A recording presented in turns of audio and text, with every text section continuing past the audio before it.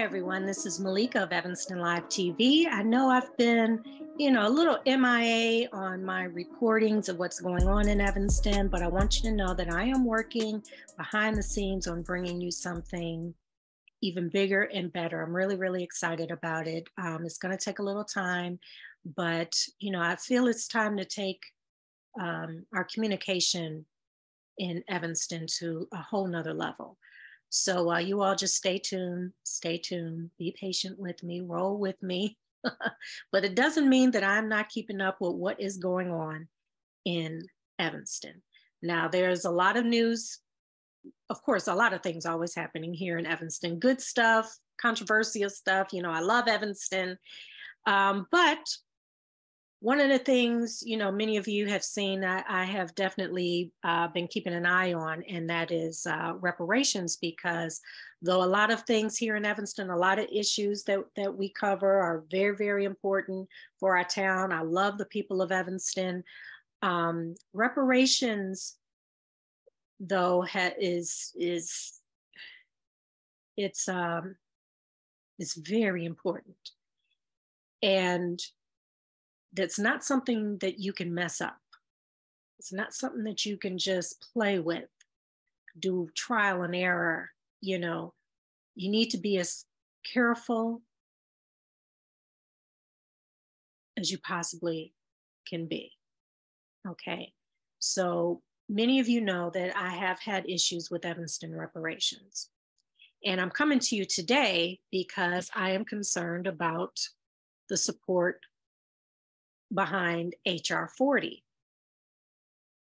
Now, a lot of people haven't even read the bill for HR40. HR40 will be the commission that will determine the federal program. So for those who got nothing from Evanston Reparations and won't ever get anything from Evanston Reparations, we were actually told by Robin Rue, well, you'll have to wait on the federal program. So yeah, I've been keeping an eye on the federal program. And so I had heard a discussion that took place on December 18th, 2022 on a Twitter group discussion where Kamm Howard was invited to come and answer questions about HR40. It was called A Meeting of the Minds. Freedmen Discuss Reparations with Kamm Howard. And the hosts were Fearless and Black Seed. They did a phenomenal job, absolutely. You had Black people logging on for this discussion from all over the country. All over the country. DC was quite a few people from DC. You had California. You had the Carolinas. You had here in Illinois. From everywhere. New York. It was a great discussion. And I give respect to Kamm Howard for facing the questions and the comments, because here in Evanston, when they do a reparations town hall, they don't want to hear from the people.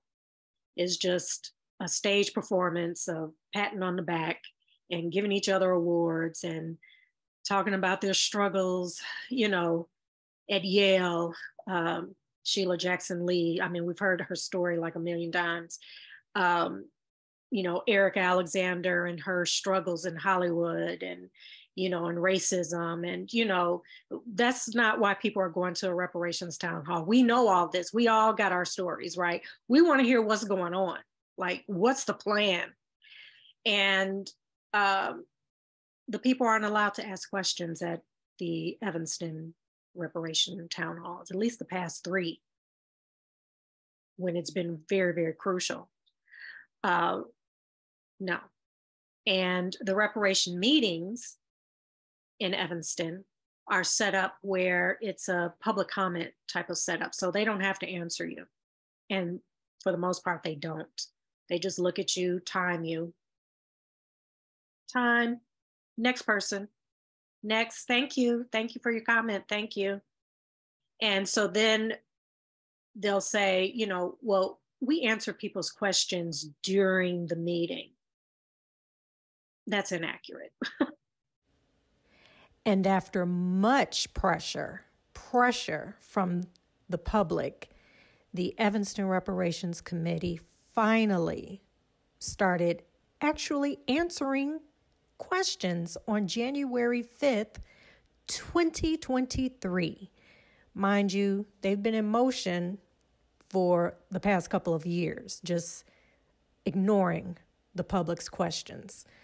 So now, after much pressure and realizing that the heat is growing from the public, they decided to pick questions that they wanted to answer. Nothing direct from the people. They pick and chose the questions sent in and chose to answer those. But it took pressure. And if it wasn't for that pressure from the community, they would probably prefer to keep everyone in the dark and just tell you all the good stuff and what they feel they want you to know. And that's a problem that many have with Evanston Reparations. And so, of course, it leads you to be concerned about HR40. Have you watched the Evanston Reparations meeting? Have you? It's inaccurate. So the people don't get responded to in the Evanston Reparation meetings. And so I do give credit to Kamm Howard for coming forward to face the heat.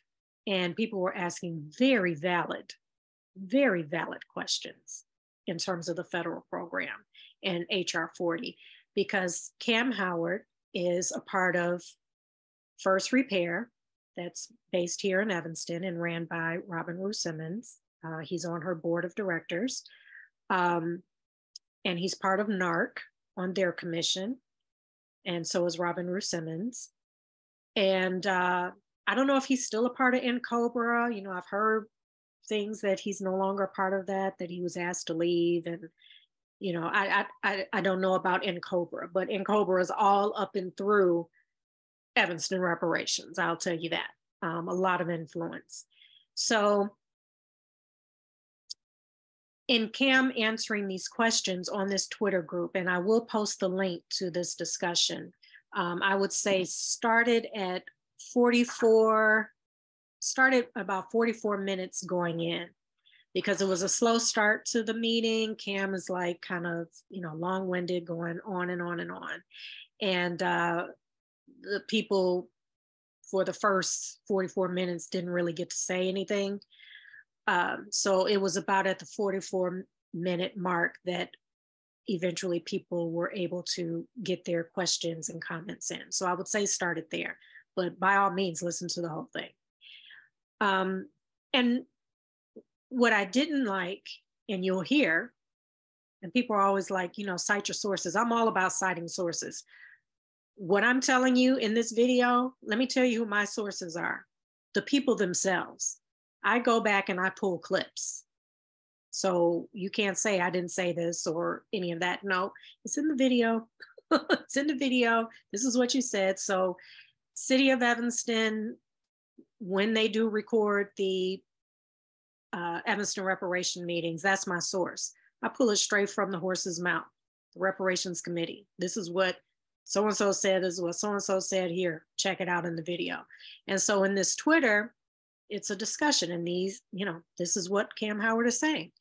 What I didn't appreciate was that you had all these beautiful Black people calling in with their very valid questions, and he called them a distraction. And that's what we get called here in Evanston when we raise real questions about Evanston reparations. We get called a distraction. Now, many of the questions that some Evanstonians brought up before Evanston reparations was passed, we were called a distraction. And had maybe they indulged these questions, Evanston reparations wouldn't have turned into the mess that it is. You know, it's painted that it's this successful program when all actuality, 16 people got home improvements. And that's considered a successful reparations program. And there's about 122 still on the waiting list to get their home improvement.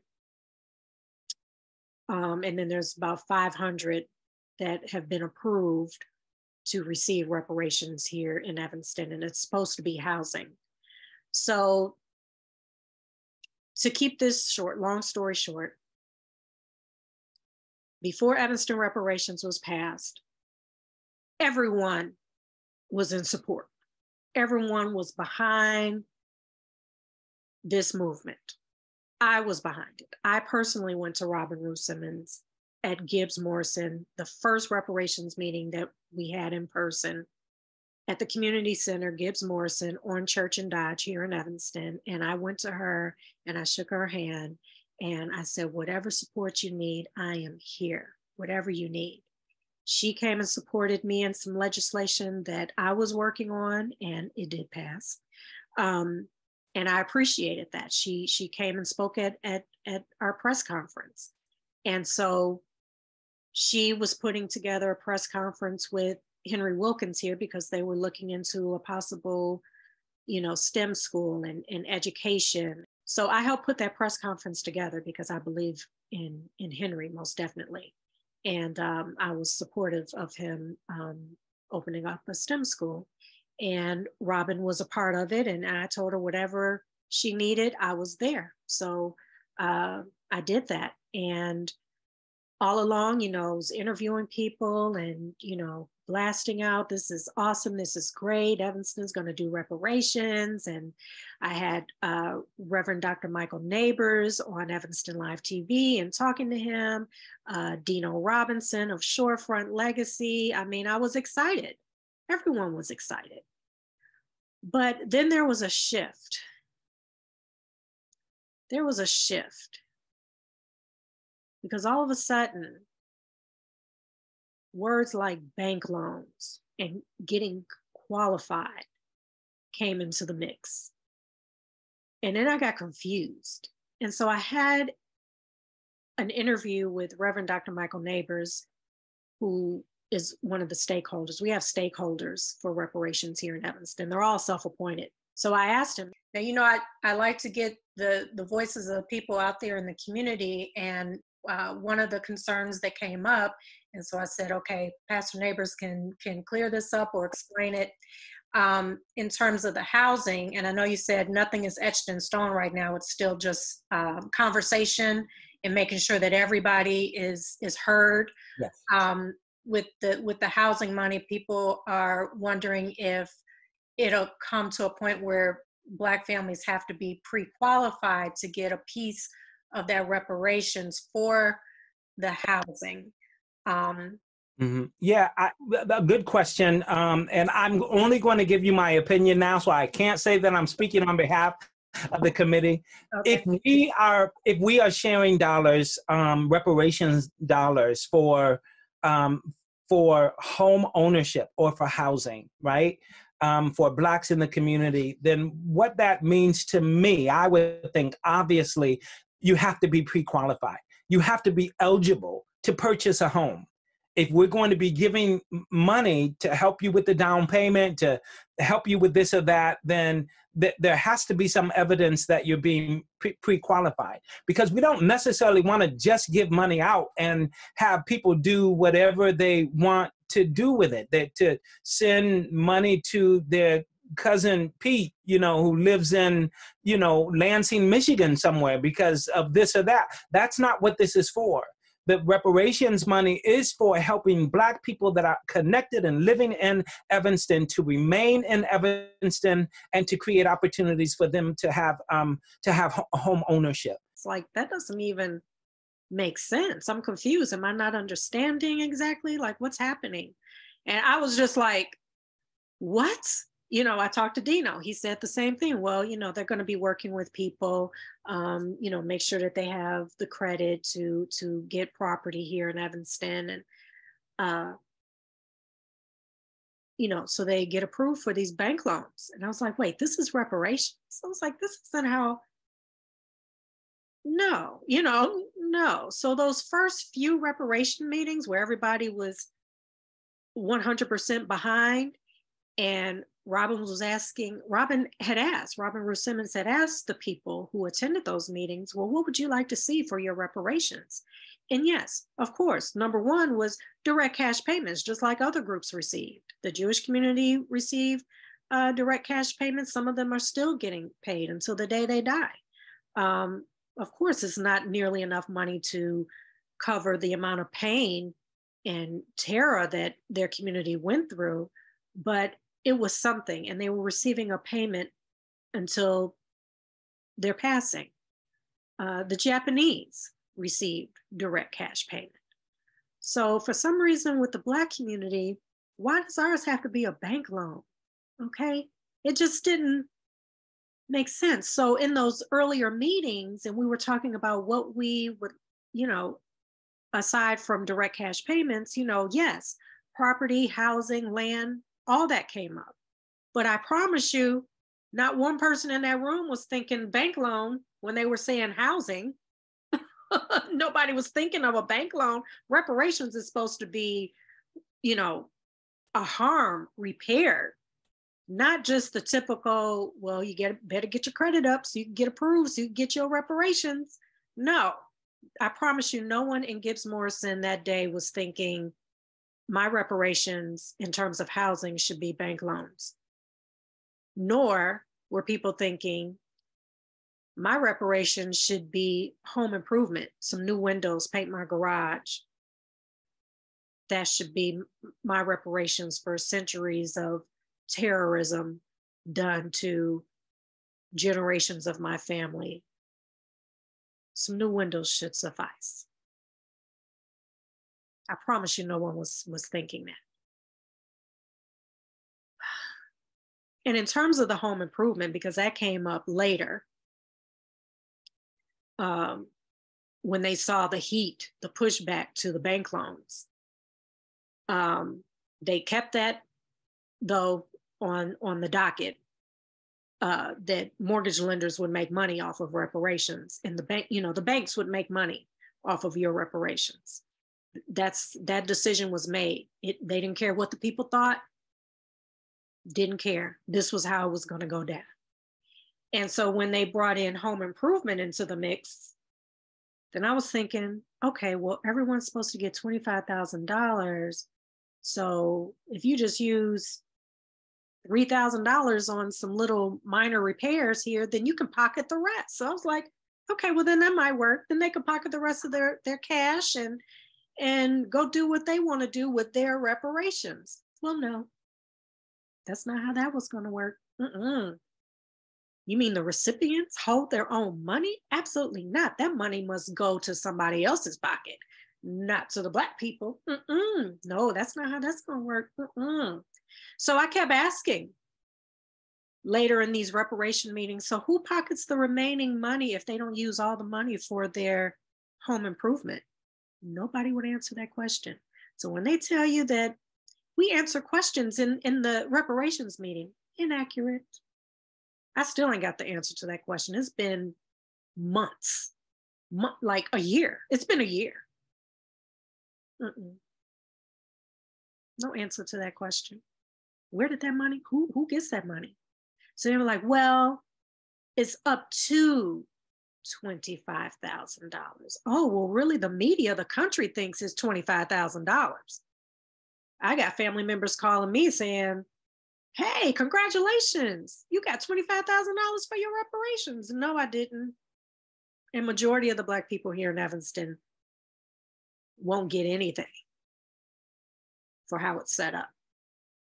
And when I lay it out to people, because the media won't cover this because it'll make Evanston look bad. The way it's laid out is anyone who owned property between 1919 and 1969, they will more than likely redline, and all you got to do is prove it with documentation, and you would qualify to receive up to $25,000 to either pay down on your mortgage, home improvement, or get a bank loan for new property. So this first rollout of people would be senior citizens. Well, most senior citizens aren't really looking to buy new property, so they wanted the home improvement. They figure, is this all I'm going to get for my reparations? I'll take it. I'll take it. So how the reparations committee decided to do this is that first 400,000 coming from the one cannabis dispensary that we have in town, those tax dollars, though we will never know how much money that cannabis dispensary, that one, made in Evanston, because they said it's illegal for us to know that information, for that information to get out. So we'll never know how much money the reparations committee has been playing with. We don't know. We're told we can't know. You FOIA it, and Nick Cummings will tell you, no, it's in violation, can't tell you that. Which for the life of me, had they had an actual solid plan before they passed Evanston reparations, they wouldn't have projected 2-3 dispensaries would be up by now. There wasn't even a gamble. That was wishful thinking. And they played with us. They were like, oh, well, it'll be 3 dispensaries in town. And then, we'll be able to fund, the program. Well, it's been an issue because they said they weren't able to fund the reparations program because there's only one dispensary and just not enough money is coming in. Well, we don't know. There's no proof of that. We don't know. We don't know. So what they did say was, yes, 400,000 came in, and that has to be split up among 16 people. So they're seeing that as a reparations success story. 16 people got home improvement. And I don't even think all 16 got home improvement. I know all 16 did not get home improvement, because 2 of them were renters. And renters, the rules kept changing. Renters weren't even supposed to apply. It's supposed to be homeowners who were redlined, so it was a mess. And then they didn't know how they were going to continue funding the program, because they claimed it wasn't enough money to fund the remaining 500-600 people on the list who got approved. So, but the country doesn't know that. The country doesn't know that. That's not part of the PR. That's not part of the PR train. So, it caused a lot of concern. A lot of people were not happy, but you don't hear those voices, because in the Evanston Reparation Town Hall, they don't allow you to speak. And then once they started hearing the grumblings of people not being happy with Evanston reparations when they brought in the bank loans and the home improvement, then those meetings that we were having initially where people got to speak, that came to a halt. That came to a halt. That's going to make us look bad. If people bring up valid questions, oh no, we can't have that on the film. We can't have that. We can't have that on record. So there was no more responding, interactive. That was over. So then they got upset. They got upset. The reparations committee and the stakeholders started getting upset, because then the public started going public with how they felt. So then they called all of us a distraction. Well, you won't answer our questions, but you're out here painting this picture that's not really accurate about Evanston reparations and how everybody is just jumping for joy about their new windows and stuff as their reparations. And that's not the truth. So, I will give them this. They're really good with the PR. I mean, they will set it up for 3 people at the beginning of the reparation meetings to just praise Evanston reparations for the cameras and make it look good.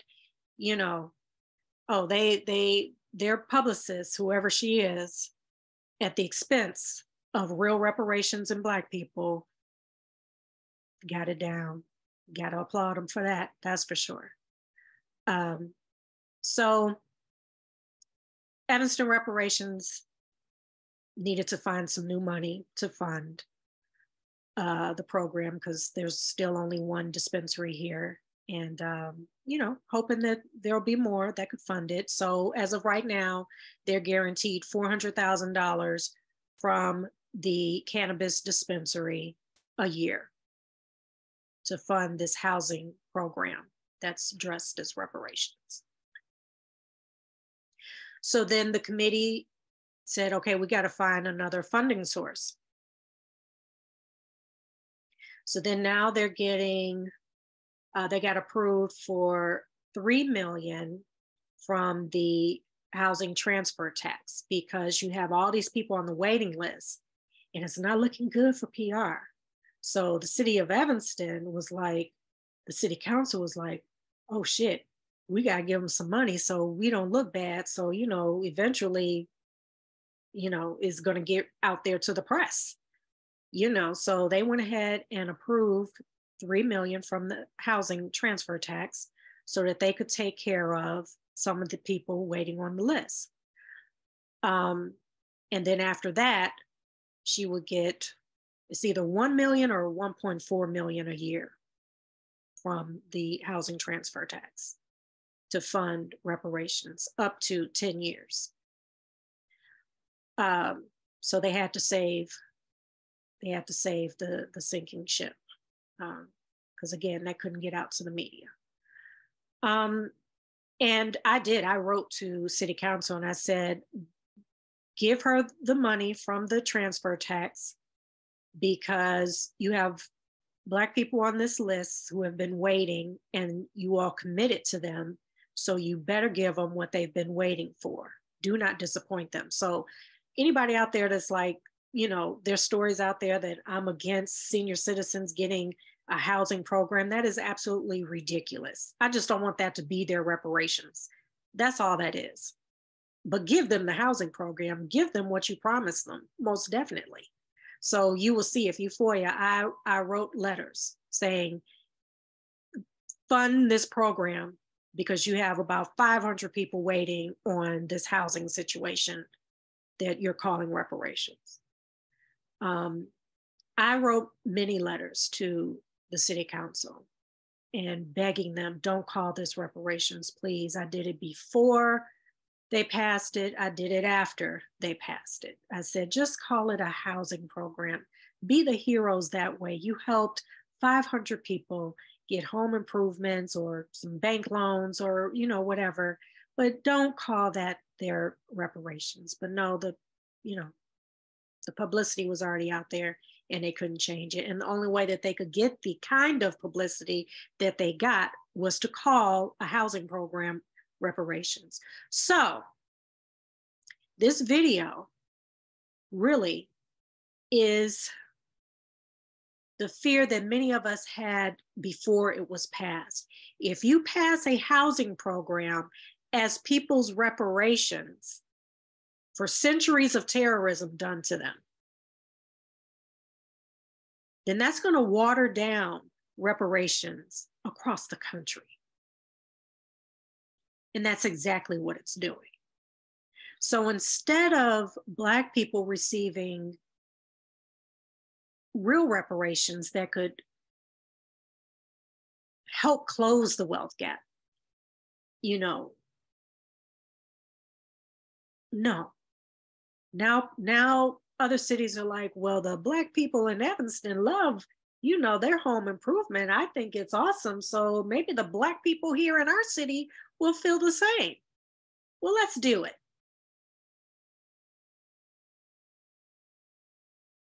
Like one of the recipients, one of the first 16, she was interviewed by a major media outlet, and she actually told the world, she said, white people never done nothing to me. They've been good to me and my family. And then I'm like, well, why'd you apply for reparations? Reparations is for harm that has been done. And she's like, white people been just good to her and her family. So, but she was, I'm happy for my reparations. I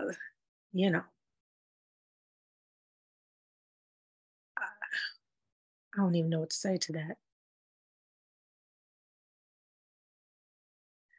But all in all, I'm happy that those first 16 did get some assistance with the home improvement and the housing, and they just should have gotten that anyway without it being their reparations.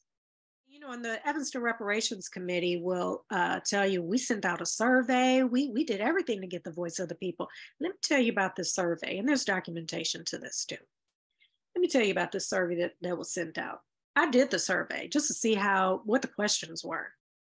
This survey would not allow you to complete it to the end unless you wanted a bank loan, or you wanted home improvements, or you wanted some help to pay down your mortgage. It wouldn't even let you complete the survey. You couldn't do a write-in saying, no, just give me the cash and I'll figure it out for myself what I'm going to do with my reparations. No, that was not an option. You couldn't type it in. It wasn't an option. And I wrote to the city of Evanston. I said, why can't I finish this survey unless I choose that I want home improvement or bank loan? And they were like, oh, we're sorry. We'll fix that. I said, well, no, don't just fix it. You got to do the whole survey process all over again, because now you have inaccurate information. You have inaccurate numbers that you're turning into the city council for this vote. No, they didn't start the process all over. They reported those numbers and said, hey, everybody wants a housing program. Inaccurate, really an outright lie. Because I promise you, there's not a Black person here in Evanston that wouldn't choose direct cash payment, $25,000. They would choose that. They would choose that over some come paint my garage. Which one you gonna choose for your reparation? $25,000 isn't even jack here in Evanston, but which one you gonna choose? The cash or come fix my lawn?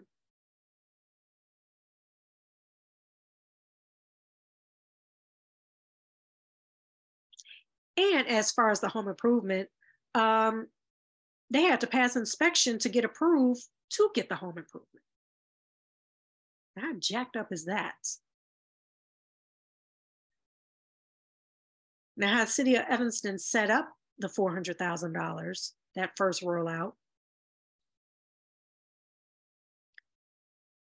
they sent the money to an organization, white-led organization in Lake County called CPAH, C-P-A-H, CPAH. They sent the money to CPAH to disperse the recipients' money to the contractors and the lenders, the mortgage lenders. So the recipients never get to touch their money. Never get to touch their money. Don't get to smell it, touch it, my reparations. Ooh, nope. It goes to dude in Lake County over CPAH, and CPAH gives the money, lines the pocket of contractors and mortgage lenders. And that's how Evanston Reparations rolled out. And a lot of people don't know that. A lot of people don't know that. That ain't part of the PR training. Yes. Do you happen to know, again, we've made some expenditures. I think this question at this point is in line. Do we know how much money is sitting in the reparations fund right now? So we budgeted $400,000. Do you want to add the six? If you add the 69. I just want to know like the year-to-date actual total right now. So we have distributed 2 payments to community partners for affordable housing, who we're partnering with to administer the program. So I don't recall the amount, but I can get that to you. Yeah, we did distribute 2 payments. The base question, and that's been asked before, I'm sorry to interrupt, is until we get another dispensary, we don't publish the monthly amount coming in, but we do report out all the expenses. Correct. I'm not looking for the monthly amount coming in. I'm saying because we've made expenses, because it's been several years, at this point, if we were to disclose how much is sitting in the fund right now, it would not Violate state law? I don't think it would violate state law. I mean, we can look into that. Certainly, I'm aware of, I think this committee has to be aware of what is in the reparations fund, and the fund, because we have one dispensary, means that we have to be somewhat opaque about how we disclose the information. There still is a rule within state law. There is a form that allows the city manager and the CFO to delineate who has access to the sales tax data. And I would just ask that members of this committee, whether it's just the members of council on this committee or the entire committee, be added to that list so we have authorization to look at the sales tax data in relation to what's sitting in the reparations fund. I think that's critical, at least for this committee, to be able to know. Chair Brinkley? Thank you for your I want to comment. confirm that discussion point 5A, it looks like we're going to talk about that Yes. in more detail. I Yes. just make sure that was the place to talk about it. Yes, Okay. thank you. Thank you very much. Thank you for your report. Seeing no more questions. When you think reparations, you think the local government or the federal government, they are sending checks or maybe putting it on a little card, debit card.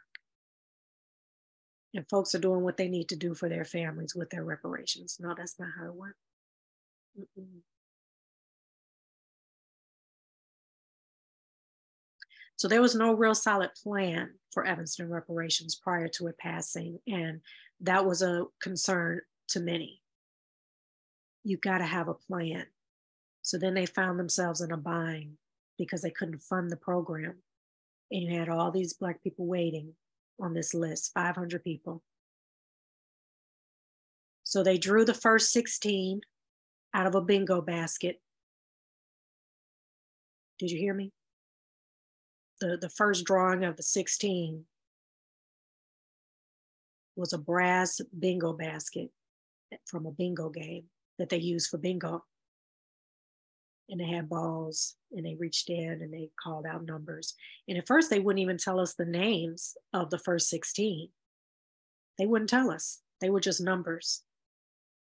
So then I was writing city council and I said, well, if this is so historic, wouldn't you put the first 16, their names, so that it goes down in history that these were the first 16 people in Evanston to receive reparations? Why wouldn't they make the books? Their names should be out there. Oh, it took months. It took forever. Pressure. Because we didn't know who those numbers were attached to. Where was that money going? To who? So then they finally put out the names. The Reparations Committee chose to do a bingo lottery drawing out of the big brass basket with the rolling balls to keep it honest so that people would feel like they have a fair shot at being next on the list to receive their housing program. Well, you have skeptics around town who still don't believe that it was done fairly and that it's an honest process. One of the recipients, Lou Weathers, he's on the advisory council of SEPA. Again, SEPA is the organization that the city of Evanston chose to disperse the recipients' funds to the contractors and the mortgage lenders. He sits on their advisory council. He was one of the first 16 chosen. And allegedly,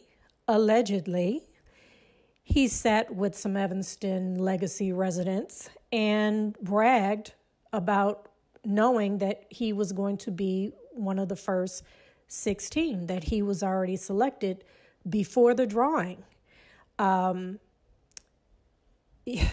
So regardless, if some of those first 16 and then the next batch and the next batch and the next batch of people selected, if it is dishonest and these are connections and these people are pre-selected before the drawing, Regardless, they still deserve their quote unquote reparations, regardless. These people deserve their reparations.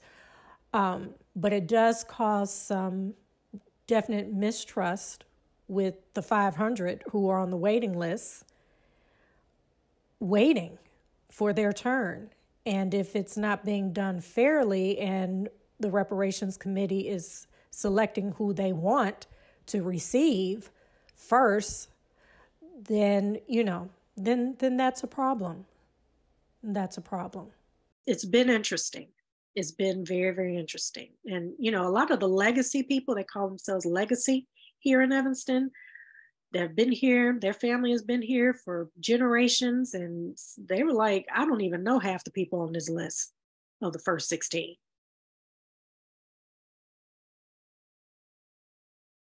So, happy for the first 16. They got their home improvement. The 2 renters on there, I guess they were told, reportedly they were told, wait till the next program rolls out and we'll see what we can do for you. So the reparations committee did come before city council recently, and they asked for $5 million of ARPA funds. Now, ARPA funds is for relief from the pandemic. That's what it's supposed to be used for. Well, again, Robin Rue Simmons came before city council and she had no plan. She just said it's for an economic development initiative. Well, even then the city council was like, okay, but what does that look like? What is that exactly? Like the early meetings before it was passed, and people were saying housing. Well, no one talked about what that would look like. So the reparations committee and stakeholders decided it was going to be bank loans. So city council this time was like, okay, well, we don't want to make the same mistake again. What are your plans? You need to come up with a plan and present that to us. So she was denied that $5 million only because she didn't have a plan. Not because of anything else, because she didn't have a plan and they didn't want to repeat the same mistake, because they went ahead and passed the first time with no solid plan in place. None. They just were like, reparations, which a lot of people, they just get excited over the word reparations. I'm behind it. I'm supporting it. But no, the devil is in the details. You need to read what the hell is going on. There's no plan. So then she came again recently and asked for $5 million of the ARPA funds. Now, people who were getting ARPA, these people came with presentations. They came with detail laid out. This is what I'm going to do with this $1 million. This is what I'm going to do with $5 million to the cent. Like, this is what's going to happen. I guess I'm on the same wavelength as Councilmember Nusma. I do think it's really important, I appreciate adding economic development to a focus area for reparations work, because I think that's something that that the community's been expecting all along. But I guess I would feel a lot more comfortable if there were more detail to what's going to be, what the ARPA funds would be used for. Because all the other ARPA proposals that we've had before have had much more detailed budgets or expense categories or something. So I'm not comfortable moving forward with this tonight either without more detail. And $5 million is a really big ask, I think. I mean, looking at our ARPA, our dwindling ARPA funds, which seemed so plentiful at the beginning. Can I respond to that? Mm-hmm. So one thing that I should have said was, it's really hard to hear that $5 million is so much, and in the big scheme of things, we just saw a collective of Black staff come. We are here on reparations because of historic harms that we have acknowledged, and the $5 million is the remnants of the initial ARPA dollars. So the ARPA contribution from the federal government was how much? 40 million? Or right? 42, yeah. And so we're talking about it on the tail end. I wish that as a committee, we would have been more proactive and here earlier in budget discussions. And I'll take that responsibility that we weren't here earlier. But it is difficult to hear when we give one business, making up one family, $1 and $2 million, to think that to give a collective benefit to the Black community for anti-Black practices, $5 million is too much.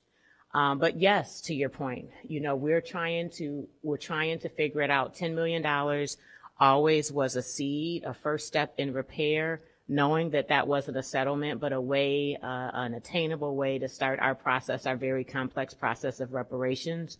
But these ARPA funds are also an answer. They are a solution, and one that would allow us to establish some foundation in economic development with the direction of Nick Cummings, and more likely a collective benefit. So I still support and hope that you continue the conversation on ARPA dollars as we look for additional funds. And I hope that you can help us think about additional funds. There's another very appropriate revenue stream on this agenda that is a home rule tax. And we have every right as a city to legislate and direct those funds within our values because it is a home rule tax. And so that will come up next. All you had to do was just tell people what the plan is for this $5 million. So she was denied that, but they did go ahead and approve giving her the housing transfer tax, which actually Robin Rue didn't ask for that. Alderperson Devon Reed asked for that. He brought that idea, that thought, because he's on the reparations committee. He doesn't quite agree with everything going on with the reparations committee, but he's there to support and do whatever he can. So he was coming up with all sorts of other options that, we can take care of these people that are on the list. So he was in creative mode. He was like, we could take money from the general fund. We can do this, This is a democracy. This is a committee. He is an advisor. I have questions based on his advice to get a deeper understanding of both clarity for myself as someone who spends hours and hours and hours doing legal research on tons of issues, has a fairly deep understanding for someone who is not a lawyer of the law, and I have some questions for our corporation counsel about this determination. And when we talk about things like mandatory spending, and we're so concerned about that, but we can't name a single mandatory spending item that is mandated. We're not even mandated to have a police force. Our police force is funded, if I can request Kyle. Yeah, just with all due respect, Councilman Reed, I think this committee meeting is not the place to have all your questions answered. I think that in the spirit of time, in the spirit of what this committee is for, that we do need to stay focused. And that there is I'm sorry to interrupt, but I'm trying to be laser. Hold on. I'm trying to be laser focused. No, I know. So, I'm just saying that there is another way to do that, and I don't know that this time at this committee meeting at 10:30 is the time to do it. He was really trying to deal a plan. So the city council did approve that. So those people on the list, fingers crossed, they will get what's been promised to them, which is a housing program. And plus, the Evanston Reparations Committee will still get the $400,000 from the cannabis dispensary as well. So we're outside of the 500 people that are on the waiting list. That's about 10 million right there. Maybe somewhere between 10 and 15 million right there. If they're really dealing $25,000 per person, but they changed the language to up to $25,000. So they could easily say, oh, well, your house, you only need some new doorknobs, and then pocket the rest. We don't know where the rest of that money goes when they don't use the full 25, or they'll have the inspector say, okay, we'll approve you for $500. Well, then who gets the remaining 20 grand? Does the city of Evanston get it? Does SEPA get it? Do some of these organizations, First Repair and Cobra, NARC, like who gets the remaining? Where does it go? And then you have a lot of people donating to other funds for reparations. We don't know what's happening with that money. They say this money is for the people, and the people are going to decide what happens to these different funds around town. That's not through the city of Evanston, but through organizations. We don't know what's going on with that money. We don't know what's happening. But anyway, it's a lot of money. It's a lot of hands in the pot, and you can't follow the money. And so, that's Evanston Reparations. So now we're on HR40 because these same people who designed how Evanston Reparations rolled out, which was and still is a mess, now they want to be on the commission for the federal program. Now, mind you, we were told, you're probably not going to get none from Evanston Reparations. This is what we're told in Evanston Reparations meeting over a year ago. You're probably not going to get anything from Evanston Reparations, so you just wait on that federal program. So I'm holding out hope for the federal. But now, listening to Kamm Howard on this discussion, this is him talking.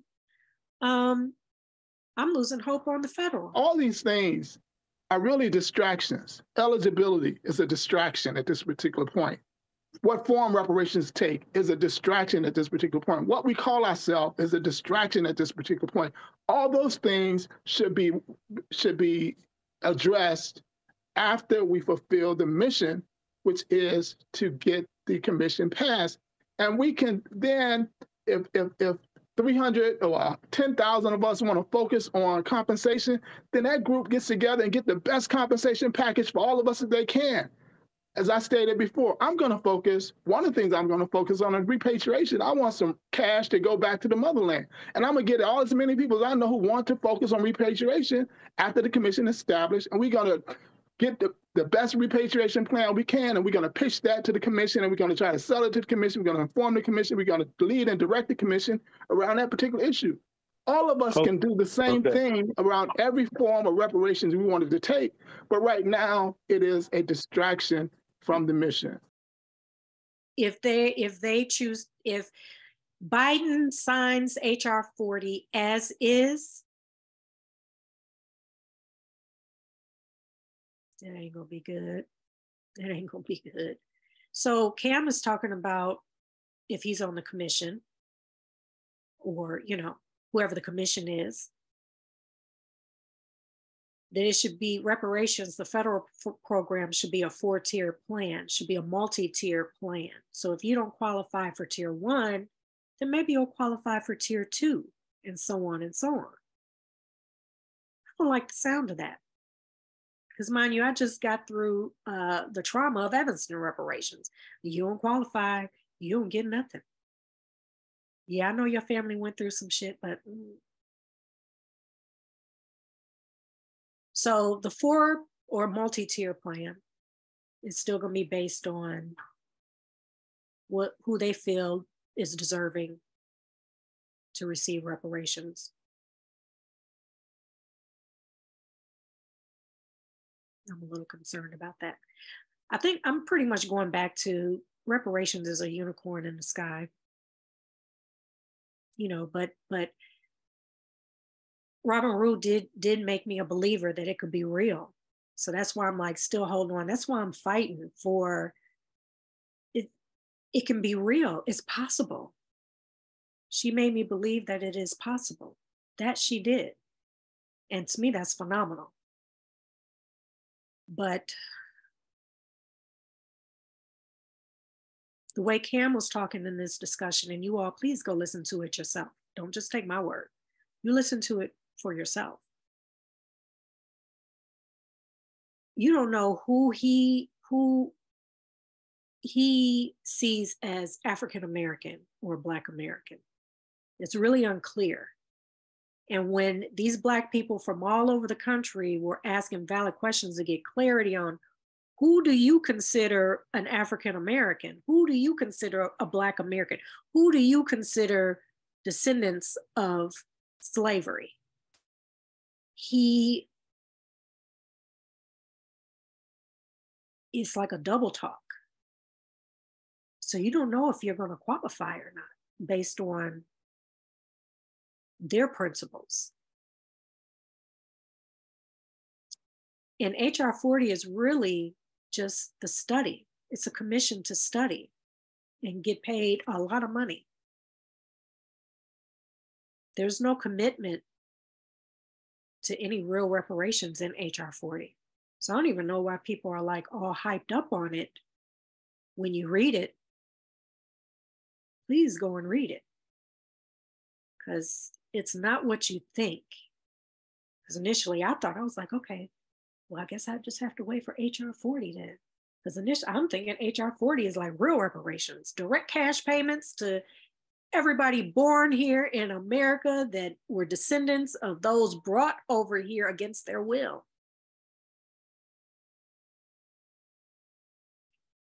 No, Kamm Howard explained they got plans and it's real unclear, and it shouldn't be unclear. It should just be very clear. And what do you need to really study? You're going to study what we already know and get paid for the next 10 plus years to study, with no commitment or promise of Black people across America getting jack.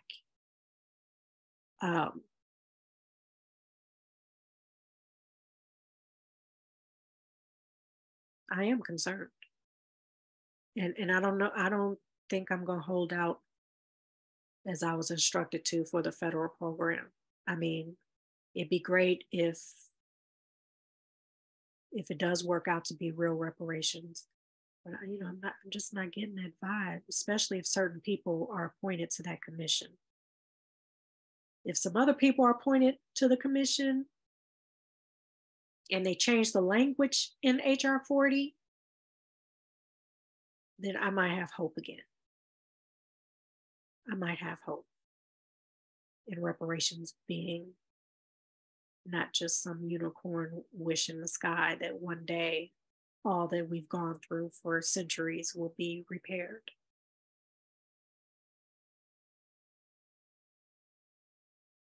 But there was a lot he said in that discussion, and it got me very, very concerned. And so people really need to listen to that discussion, listen to the words coming out of his mouth, listen to the questions, very valid questions that were being asked. And he just labeled every single one a distraction. You're a distraction. You're a distraction from the mission. Well, what is the mission? Who is this mission serving? Because Evanston Reparations,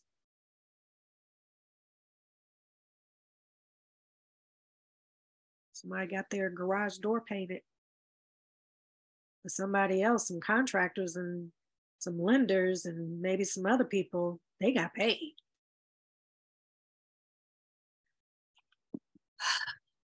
There was in this Twitter discussion group, this chemist was on there, or she studied chemistry. And she said, once an egg is scrambled, it can't go back, because he's telling people, just support us in this HR 40 to get this commission going. And then we can talk about who qualifies for federal reparations. And then so the people on there were like, well, no, that's like trying to take a scrambled egg and put it back in its original form. You can't do that. We need to talk about it now. If you don't know who the federal reparations program is for, then what's going on? Then what are we doing? No, we need to determine what's going on. We need to determine details, like what is the mission exactly? Can't be cloudy and unclear like Evanston Reparations was, and because it turned into a mess. And all he kept saying was, you're a distraction, just like we were told here in Evanston. You're a distraction. Don't ask those questions. Just go ahead and pass it. Go ahead, support us. Pass it.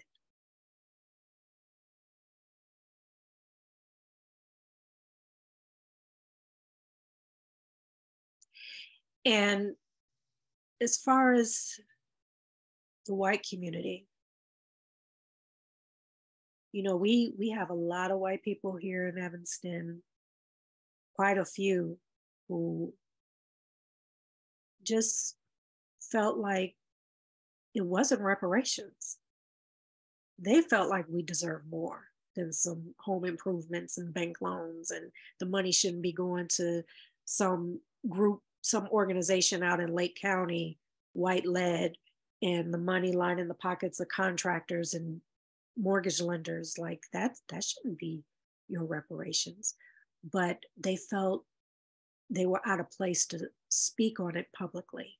Like they were like, I don't think I should speak on I shouldn't, you know, give my opinion out there. And you know, I was telling them, shoot, at this point we need you, because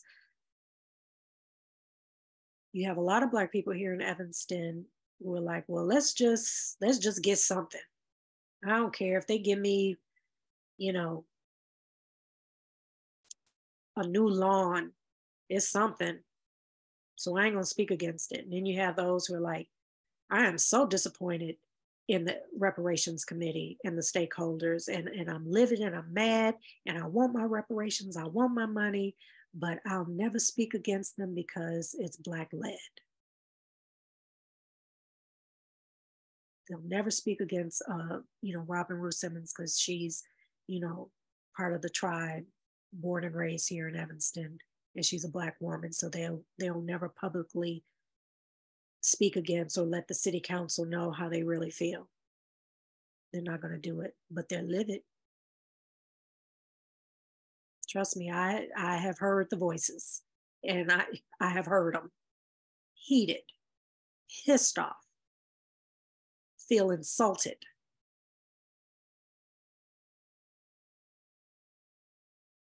And then you have some white people here in Evanston who are like, take what you can get.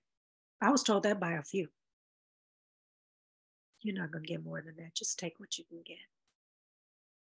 Be happy. Be happy with that. Be satisfied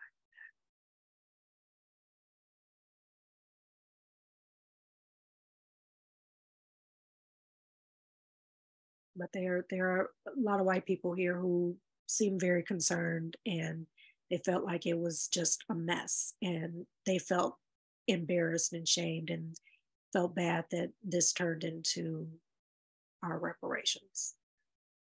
So yeah, I am concerned about this HR40. I am concerned.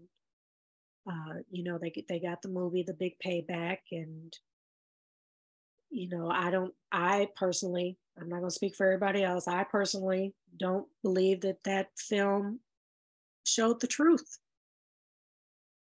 Sheila Jackson Lee came here recently. We weren't allowed to ask questions.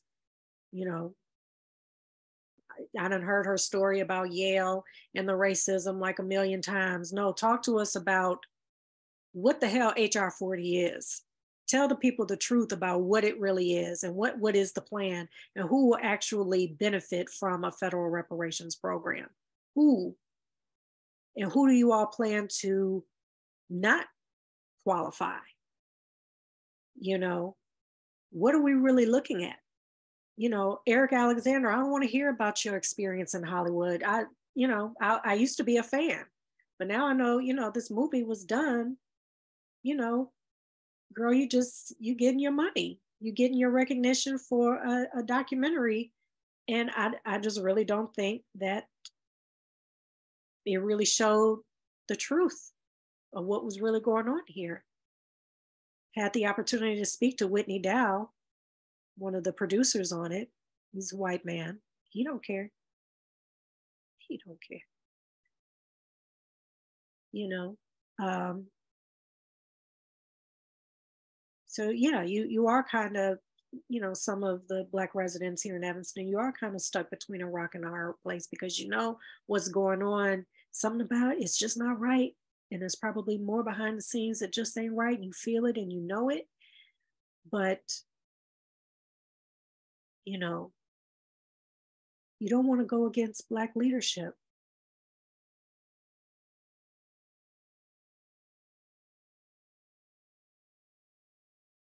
So it's tough. It's a tough situation. But, you know, there's a lot of rumors out there floating around about why I have pushed back against a housing program being called reparations. Making it clear, I have never tried to stop anyone from getting a housing program. I just didn't want it called reparations. Give out the housing programs. Matter of fact, that is a given. You should just do that, period.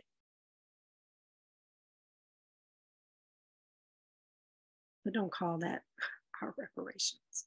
If you ain't just giving some land, then don't say new windows is my reparations for all of what my family has gone through for centuries.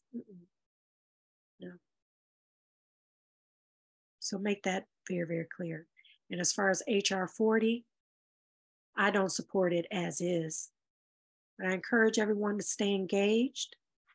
Go listen to this Twitter discussion with Kamm Howard so you could hear from the horse's mouth and you process it and determine what you hear. Tons of information out there about Evanston reparations.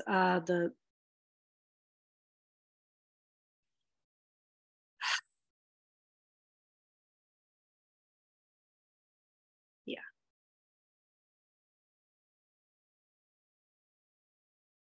But yeah, just want to make that clear to everyone. That has been my stance and will always be my stance.